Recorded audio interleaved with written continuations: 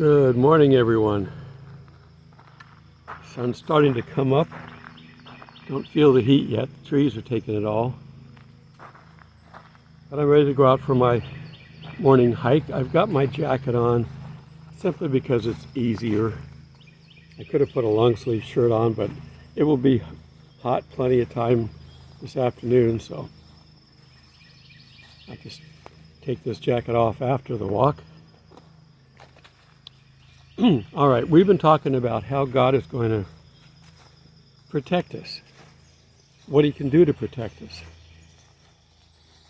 Well, one of the avenues of protection, which I haven't gotten into yet, which we're going to talk about today, is what can He do to protect us from an offensive point of view. Sure, He can hide us, He can give us the strength to endure, He can do all kinds of things, but what can He do? You know, in the past, we've got, the Old Testament where you can see that Joshua, I think he defeated like 30 kings with their army. Now, the problem that God has in dealing with offense is He's a loving God. But He's got helpers. His greatest helper in creating chaos and havoc would be Satan. Why would he keep him around? He keeps him around because he cannot dole out anything but love. Satan's got all of his minions.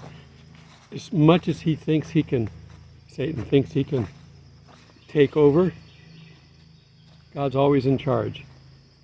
He never does anything that God doesn't allow him to do.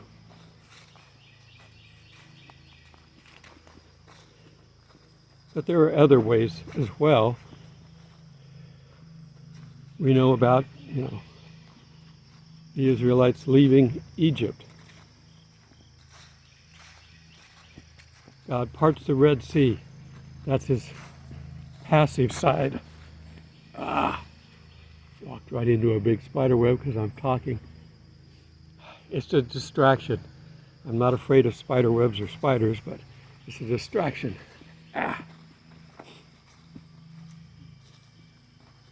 Well, that's one avenue. He can distract the enemy. But getting back to the Israelites, they crossed the river, and there were a lot of them, possibly up to 1 million people. Because in the Old Testament, when people are talked about, they don't talk about women and children, only the men. So you can easily double the number, maybe even triple the number if they're talking about it.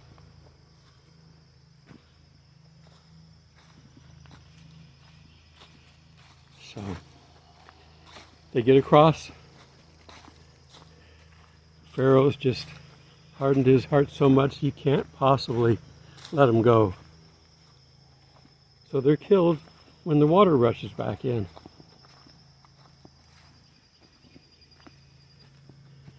Now, God set up a situation, and these are the kind of situations that we can run into at any time.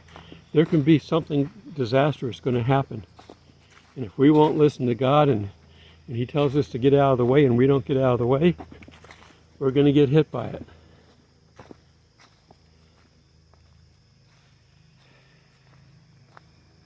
So that's the way He can do that. It's not His nature to directly attack us. And we've got offensive capabilities ourselves. If you are familiar with the armor of God, there's a sword in that armor. We'll talk about that in a bit. A sword is an offensive weapon. It can be a deterrent if you're displaying it well enough. A sword back then would be like a gun today. It's the type of, that sun's bright. It's the type of weapon that you would rather not use, but you've got it in case you need it. Some countries like England don't let them carry guns except for their special forces people. Since the enemy brandishes them, you almost have to have somebody that can counter them. I remember that jewelry store robbery in LA a number of years ago, where all the bank robbers had assault weapons. None of the police did. They were having a hard time. They were going to get killed if they didn't come up with an idea. So they ran over to a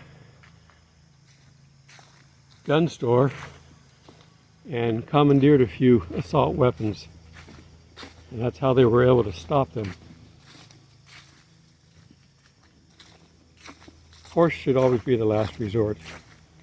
But sometimes people that are using force, that's the only way to stop them.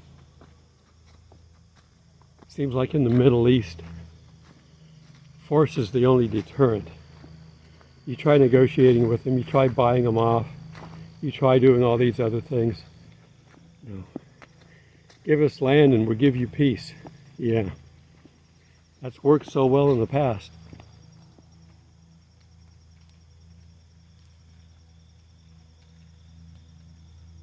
Huh.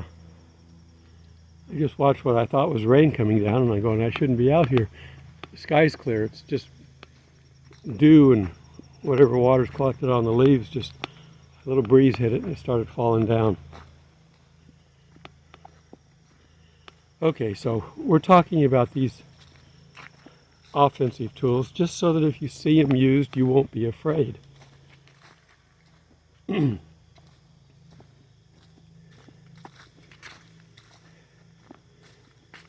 mean, symbolically, Moses held his staff up in the air for the river to part. That's to signify to everybody that he's doing it through God. If he hadn't done that, they might have been afraid and said, well, it just opened up and it might close up again. I'm not going to go across there. So he stood there with his arm up and the staff. And they knew about his staff.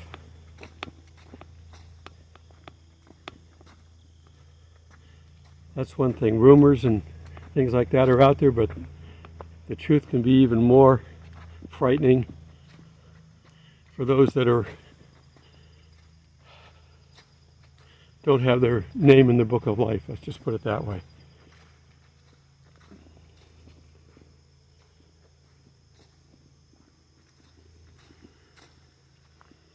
Let's see. The river looks down as I'm looking at it. We can walk down here for a bit. We're never going to see the rapids like we did at my last campsite. It's unusual to see rapids on this river because it's a big river.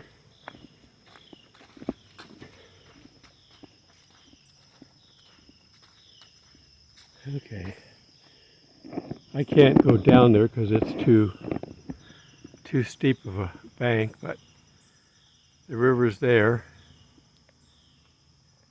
But it's about 4 or 5 feet down from the land, so I'm not going to be able to get down there. Nor would I want to. But that'd be a good place to sit and fish. I don't do that anymore. Part of me wants to go down there and start fishing, but I don't. I don't have a current license.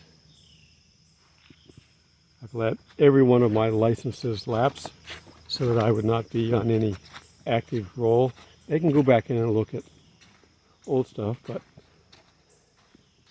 they want to start harassing people and coming after people. They're going to go after the active ones first. I don't think we're going to have to put up with a whole lot of it because we do have a rapture coming up. But like I've always said, it's the timing. Where are we going to be in our life. All right. I had somebody ask me if I found another walnut to cut it open. I'll put it in my pocket and we'll take it back. This one's been on the ground for a while, so I'm not sure how much it's going to look like a walnut inside, but we'll find out.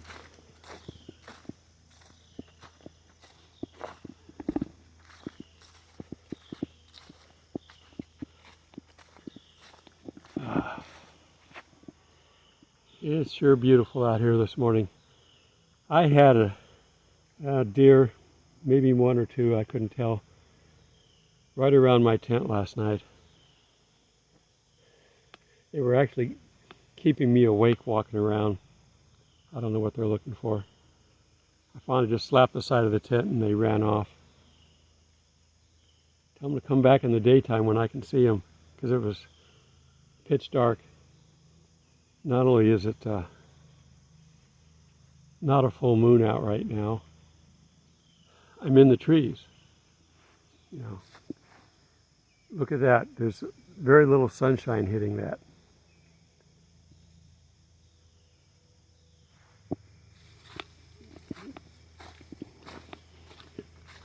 Okay, so things are going to start happening. And when they do, don't be afraid. Jesus in Matthew 24 talked about it when he says, I told you all these things so that you won't be afraid. The wars, rumors of wars, pestilence, all that stuff, earthquakes. We've had 2 big earthquakes out in the Pacific, South and the West Pacific. But if you study these things, and I did post a picture of one of them with the link to a guy that follows earthquakes. They always start in one spot and they go underneath the ground and come back up over here, all along the plate boundary.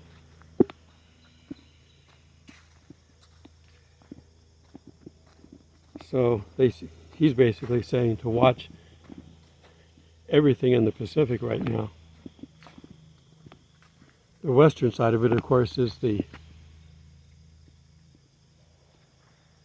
coast of California and up north in Alaska. We know that the big Anchorage earthquake years ago did a lot of damage. We know that there was a tsunami that took out some cities along the northern California coast. We were coming down, I was a baby, we were coming down from Oregon, I guess, down to Southern California as a family. I think that was when my dad was moving down. And we'd stopped at a little restaurant, I think it was in Crescent City, California, right on the coast. And my mom left my baby spoon there. Climbing over a creek on the rocks that they have so that I can keep hiking this way. Well, the restaurant that my mom left my baby spoon in, because she was going to contact him and get it back, got hit and destroyed by the tsunami. So, you never know where life is going to take you and what you're going to run into.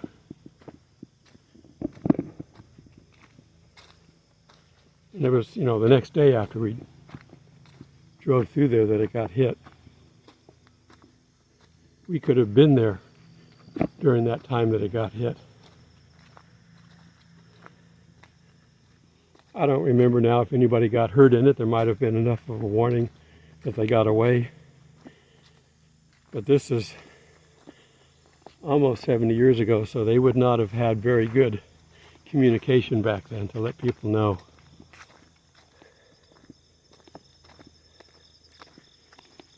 God will put you in the right place at the right time for whatever your need is. If it's safety, He'll put you in a safe spot when everything else is falling down around you. If it's power, He'll put you in a spot where you can use that power.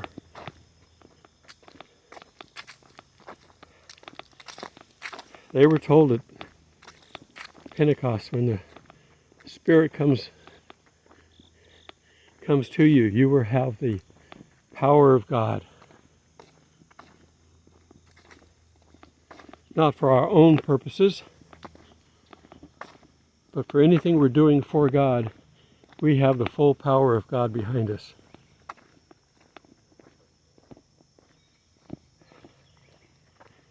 I guess this could apply. Let's see, what's it say here? I don't know if you can see this, or is it backwards? Life jacket zone. And then right next to it over here,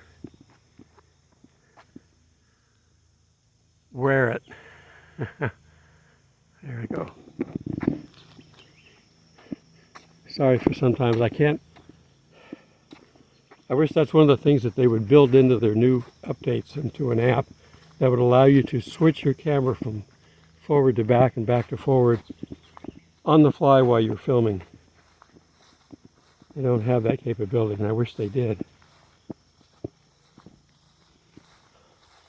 I don't know if I'm going to be able to sit in this little swing here because the sun has it fully illuminated.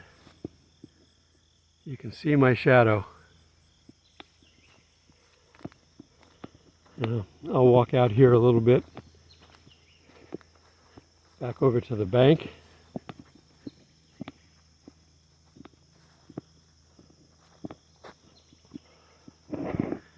And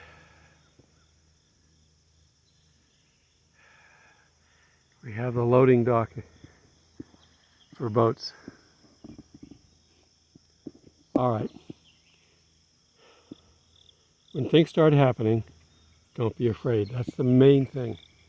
Whether it's protection or offense, whatever he's doing, don't be afraid, because he's completely in charge.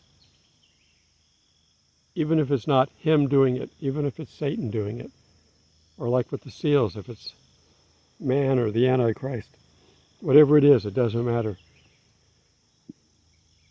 They're under his control.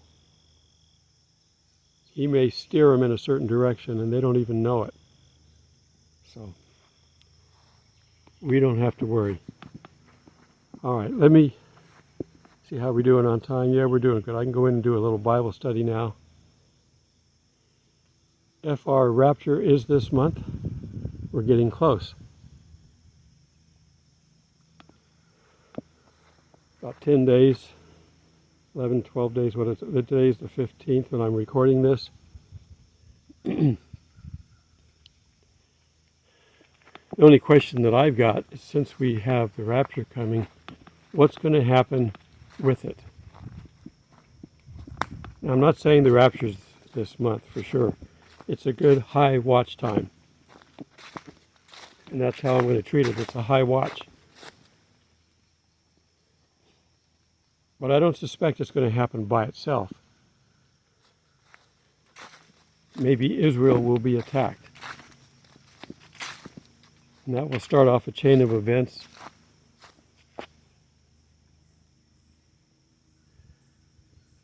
Satan's got to be involved. It doesn't have anything to do with a Jewish holiday. This is not a Jewish event.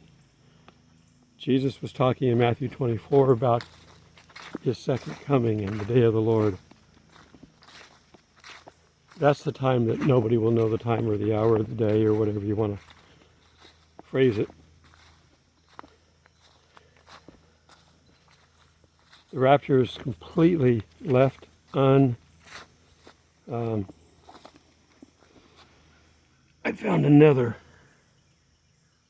walnut, so I got a couple of them. One's cracked, so I don't know what the inside's going to look like. This one looks whole. Maybe. We'll give it a shot. I'll take a picture of it. What I tend to do is, if I take some outdoor video without me where I'm looking at something, I stick it at the end. So if you bail on me before you get to the end, you don't get to see the special footage. I do have a fundraiser out So check it out. It'll be in the description. I've got a tire that I thought was fine, but it's got a nail in it. And I took it to the tire place to get it fixed, and they said, we can't fix it because there's not enough tread on it. I think there's enough tread on it, but they won't fix it. So I got to get a new tire. The problem is you can't buy tires one at a time. You have to buy them two at a time on certain cars because of the way the performance is. If you buy one tire, it's going to pull left or right. It's not going to be stable. You got to put two on. I have low profile tires, which means I get good gas mileage on the road, but I don't have cheap tires. That's the problem. So take a look at that. If you can help, I'd appreciate it. And until we meet in the clouds, God bless. All right, I've got a spider web here I want to show you. Let me switch the camera. If I can get around here, the sun's going to make it hard. I'm trying to see it myself. I can't even see it because the sun's in my eyes, but I think you can see it. It's not a very big spider, but it's a interesting. All right, let's look at some scriptures to back up what I was saying. And yes, I have my jacket off now. It didn't take long, but that was enough. One, as I was walking through the trees, I was getting that water dripping on me, so the jacket helped. But then eventually it got too hot, especially on my way back here. I'm back at my campsite. And I have hot coffee. Just to show you where I'm at. There's my campsite. I've got people off in the distance over there walking on some trails. I like this particular spot because I can just leave the back of it and start hiking on one of the trails. So if they come on this side of the creek that's over there, they're only 20 feet away from my tent. The other side, maybe 75 feet, 100 feet. And I can see one of the trailers up there on the hill through the trees. It's quite a ways away, but I can see it. There's two campsites here for tents and trailers. One of them is just primarily for trailers and big ones and big RVs. Where I'm at's for the smaller ones. And of course tents. You can get a tent up there on one of those other sites. And everything here has power, which is what I need. Okay.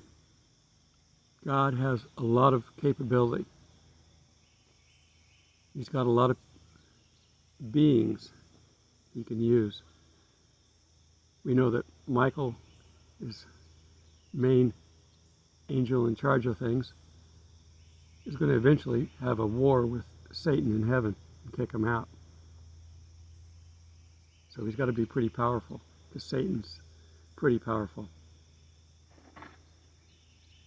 When they left the Garden of Eden, he put cherubim in front to keep anybody from getting in. And we have the seraphim, the ones with the multi-wings, and he's got a lot of power. And they're at his command. But let's take a look at what we should be fearing about God. Let's look at Luke chapter 12, verse 4 and 5. And I say to you, my friends, do not be afraid of those who kill the body and after have no more that they can do to you. There are going to be some that will have to be martyred. If you miss this first rapture, you may have to be martyred to get to heaven. Now there is a second rapture, so obviously not everyone will be. But the harlot will have the blood of Christians on her, so she will have to kill some. And so don't be afraid of more that they can do. But I will show you whom you should fear. Fear him who, after he has killed you, has the power to cast you into hell. Yes, I say, fear him. Well, obviously that's God. Now, we see fear and we go, oh, I'm going to be afraid. I'm a Christian, but I'm afraid God's going to hurt me. No. God is love. The better, proper term would be respect. Would you go up to your boss and yell at him and call him all kinds of names and tell him you're not going to do what he wants you to do? Or have a nice walk with you to the door. He may let it hit you on the way out. But that's respect. If you've got a deadly snake on the ground, would you pick it up by the tail and wrap it around your neck? No. That snake doesn't want to kill, but it will defend himself. It will protect what needs to be protected. So that's what we're talking about. We're not talking about, being completely afraid, unless you're, of course, sinning so much with little respect for God, which is hard to believe if you're really a Christian. But some Christians, something may happen in their life that's bad. Someone that they love may die, and they get angry. And they get angry at God. It won't solve anything. It's just venting the anger. And God can take it. And he will take it up to a point. We'll get to the verse here in a little bit about who you can yell at and who you can't. Okay, let's take a look. Go back all the way to Proverbs 9:10. Fear of the Lord is the beginning of wisdom, and a knowledge of the Holy One, an understanding, for by me your days will be multiplied, your years of life will be added to you. If you are wise for yourself. If you scoff, you will bear it alone. So, a good, healthy respect for God is important.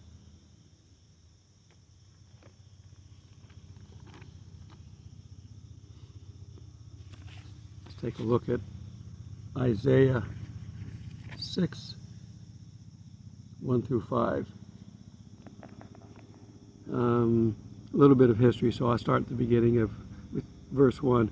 In the year of King Uzziah, in the year that King Uzziah died, I saw that the Lord sitting on a throne, high and lifted up, and the train of his robe filled the temple.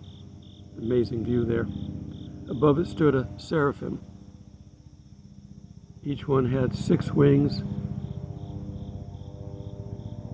2 that covered his face, 2 that covered his feet, and 2 he flew with. And one cried to another and said, Holy, holy, holy. Got a plane going over, so hang on a second. I think it's...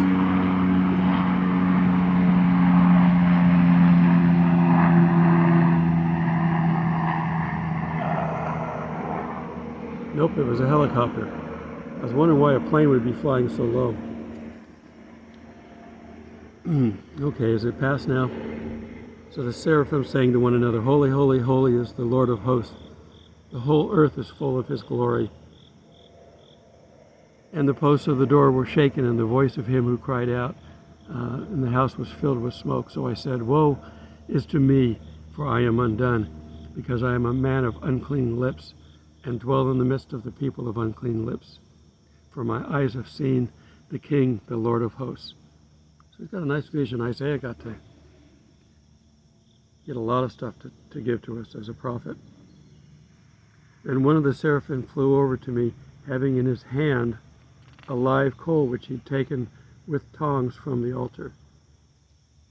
He took it with tongs from the altar, but he said he had it in his hand. He's holding a live coal in his hand. These are tough.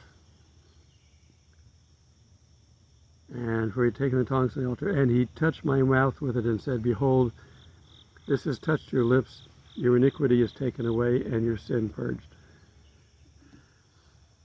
Don't go putting a hot coal to your mouth and see if that gets rid of sin. Only God's creatures can do that. And let's go to Matthew I really just want to read the commentary here. In here it's talking about 2 demon-possessed men were healed. And I'm not going to go into that story, but I wanted to read the commentary here. Throughout his gospel, Matthew emphasized Jesus' power. Discourses like the Sermon on the Mount reveal Jesus' authority as a teacher. But Matthew 8, which is the cleansing of the leper, shows Jesus' divine lordship over both nature and the spiritual realm. In the early verses, Jesus healed 3 different individuals: a leper, the servant of the Roman centurion, and Peter's mother-in-law. To explain this incredible power over illness, Matthew took readers back to the messianic prophecy from Isaiah. He himself took our infirmities and bore our sickness. But Jesus' power wasn't reserved for physical illness. He also displays authority over weather patterns by calming the storms. We read about that in the last video. Perhaps his greatest display of power comes in his interactions with demons, and that's in 28. Jesus commanded a crowd of demons to leave 2 men. They had a crowd of demons in them. They weren't Christians yet. And he commands them to leave, giving the evil spirits permission to possess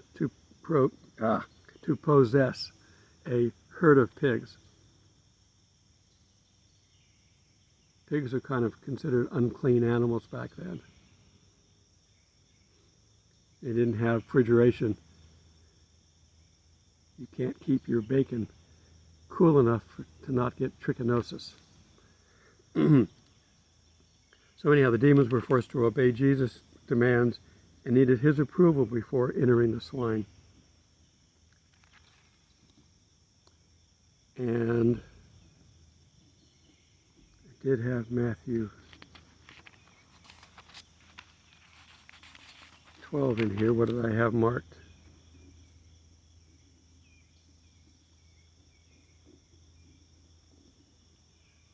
I don't remember what I had over here. I haven't actually marked it. All right, well, in any case, whatever it is, Matthew 12, if you want to read the whole chapter, I don't see where it's at. The bottom line is God is God of everything. There isn't anything he doesn't have power over. Now, he himself doesn't hand out evil. He doesn't hand out punishment. But punishment can come in many different ways. Punishment can come from not acting when you should. You tell God, I don't need you today, I'm just going to go do my own thing. And you get run over by a car, a plane fall out of the sky on you, whatever it is. God could have warned you about it, but you told him you didn't need his help. We need God's help every day. That respect that we need for God will help protect us from ourselves and from anything else around us. Demons can't bother us. Jesus can command them. Mountains can't fall on us. If it's going to fall, we won't be where it's going to land. Jesus will direct our paths. So don't fear whatever's coming. There's a lot of stuff coming. And if you're seeing this video after we've been raptured, one, I'm surprised that they haven't taken it down yet. Oh, it comes more helicopters. Now there's 2. But they go over there and meet and have a talk and have a cup of coffee and then take off again.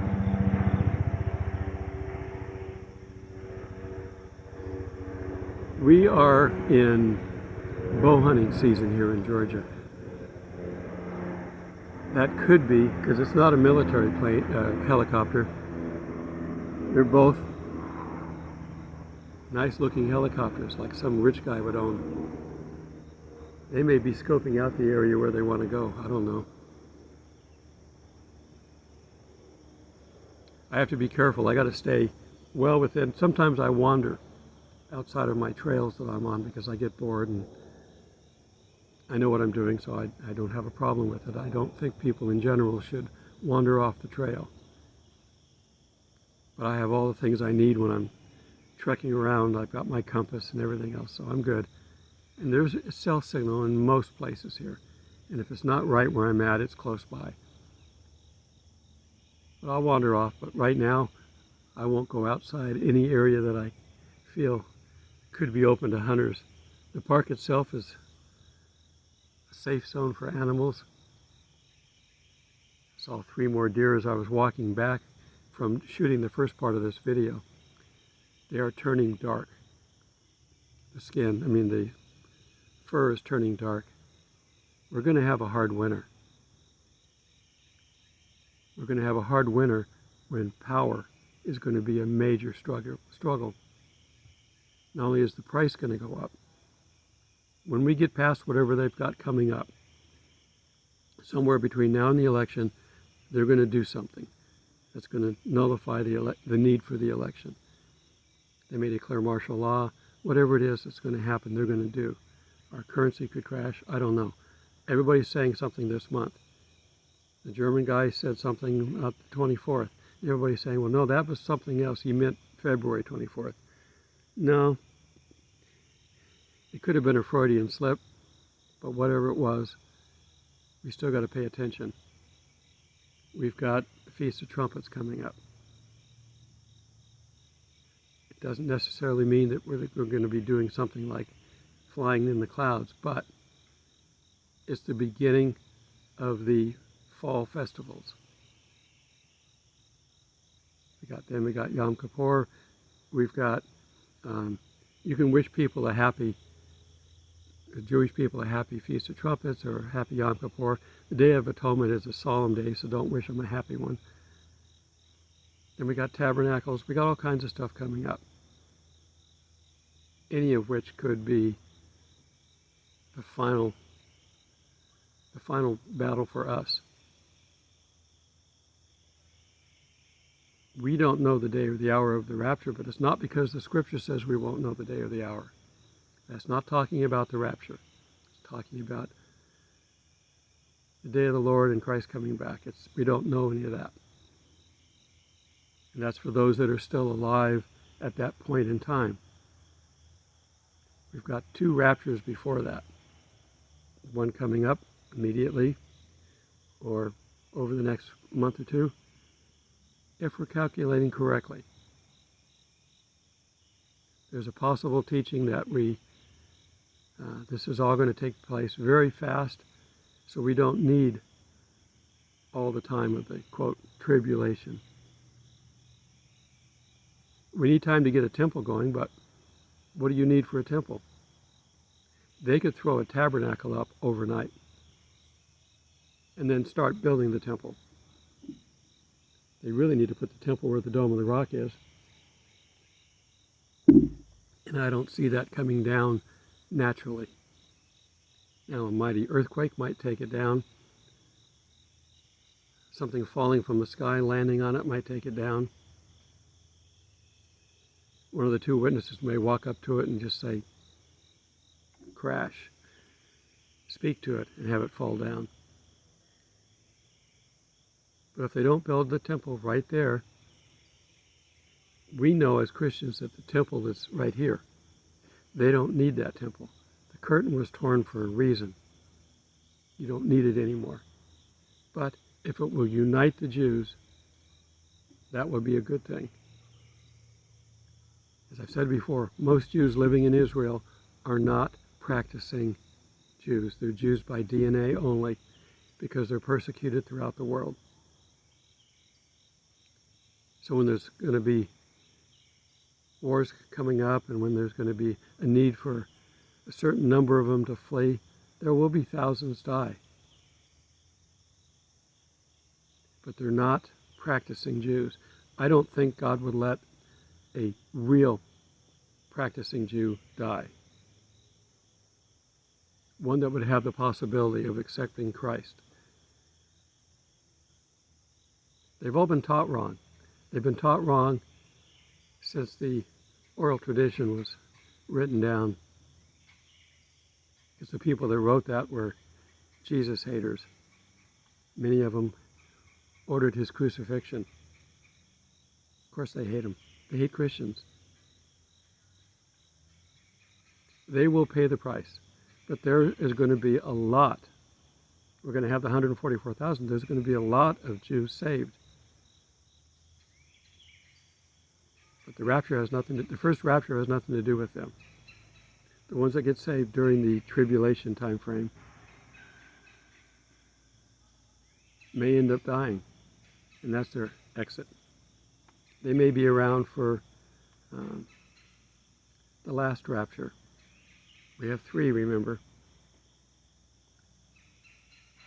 That's why people think that there's only a rapture at the end, because they've learned the verse that there's a rapture at the end, and then they're not willing to look anymore, thinking there's only one. There's 2 before it. We're waiting on the first one. And I don't think we need to be afraid of that either. And I have no idea what that's going to feel like. You know, you go over a roller coaster and your stomach drops out and you get that sensation. Is that how it's going to feel? We're going to be lifted up, seeing the earth disappear beneath us. The only time we see that is if we watch a space flight where the rocket's taken off and they have a camera pointing down and you get to see the earth get small. Well, we're going to see that now. How high are the clouds? I don't know. Clouds can go up to 40, 50,000 feet.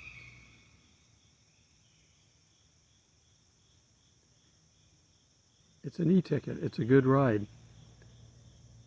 When I say e-ticket, if you know the old Disneyland, they used to have tickets based on their thrill level. You don't take the little ones on an e-ticket.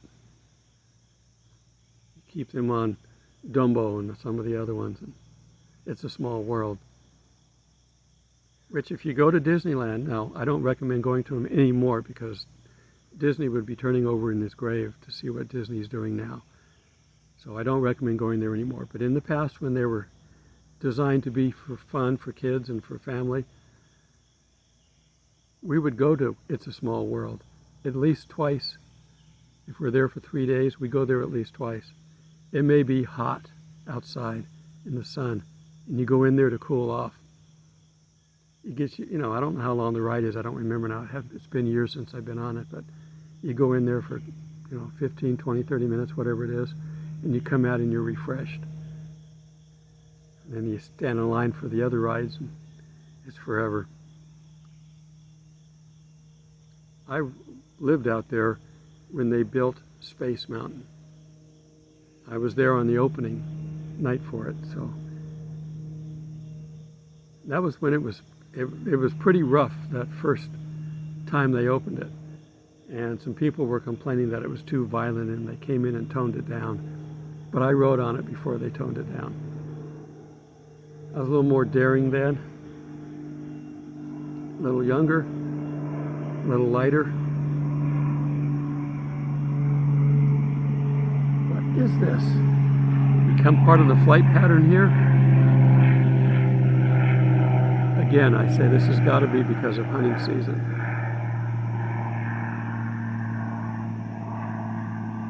I don't know why you'd want to hunt here in Georgia. These deer are tiny. Compared to the mule deer that we used to hunt out west, these are puppy dogs with horns. And they shoot doe, and they're allowed to take fawns too, which is sad. They don't generally shoot fawns, but if they get in the way, I think last season one was killed because they missed the main deer and the fawn got in the way and got killed. I don't have a problem with people doing that. They're put here for us to eat and to enjoy. But I prefer watching. It's more fun. All right. What is today? Yesterday was Bible study, so that was Wednesday. Today's Thursday. We got a weekend coming up here. The temperatures are definitely dropped. Here in Georgia, we still will have our Indian summer, which means we're going to get heat wave for a week or two. So we're not completely done, but at any given time, we could come up and they can say, you're going to be down in the 30s. Well, I'm good. I've got all the stuff I need. You saw my jacket, and my jacket is the outer piece of, I have my hunting gear.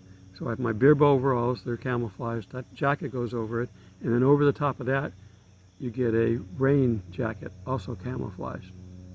Put your camouflaged hood on, so all you have is your eyes, and you can put glasses on if you want. We do that with bow hunting, so they can't even see the whites of your eyes. But, okay, you have a good weekend coming up. Keep watching, and something big is still coming this month. We're at the middle of the month now. We're getting closer. A week or two away anyway. Be safe. Okay, some bonus footage. I have my walnuts here.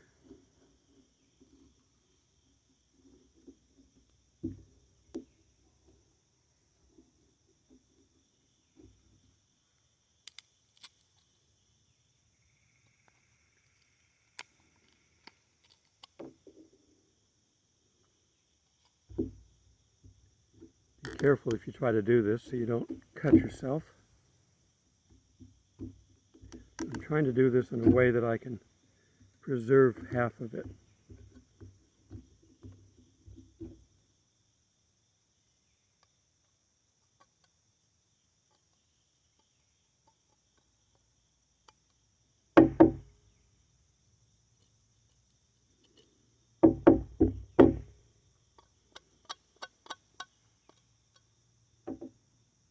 Okay, so you see inside, that's the walnut shell itself.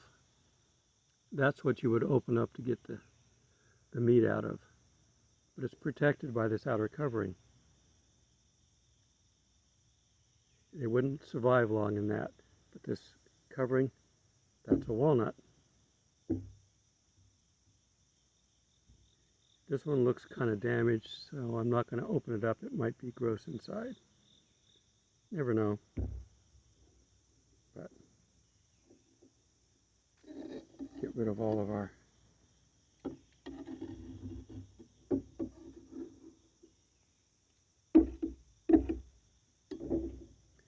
anyhow, I could go wash it off and you can see the shell better, but you can kind of see it there, right there.